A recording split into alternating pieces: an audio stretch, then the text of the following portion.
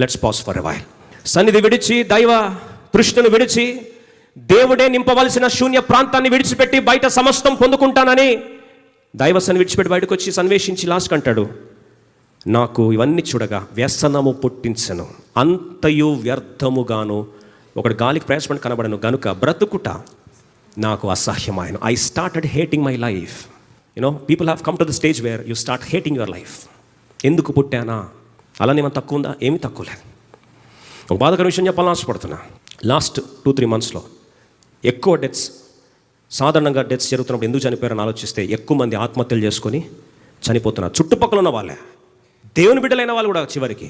ఎందు నా జీవితం అని అర్థం కాక శూన్య భావన, వెక్కిరి చూపులు చూస్తూ ఉంటే you start hating your life and you find no meaning for your life and you want to end your life. జీవితం మీద అసహ్యం వచ్చిందంట. He started hating his life.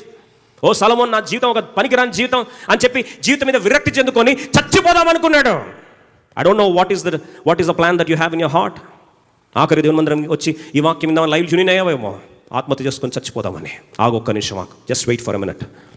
ఈరోజు నెమ్మది లేక, సమాధానం లేక ఆ సొలొమోన్ ఒక మాట అంటాడు, సరే ఇవన్నీ వద్దని పోటీ ప్రపంచంలో దూక్కుంటూ వెళ్ళిపోతున్నావా?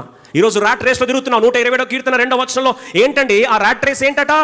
ఒక ఎలుక పరిగెత్తినట్టు పరిగెడతా ఉంటావు. ఉదయకాలమే లేచి, మీరు వేకువనే లేచి చాలా రాత్రి అయిన తర్వాత పండుకొనొచ్చు, కష్టాజితమైన ఆహారము తినుచునుట వ్యర్థమే.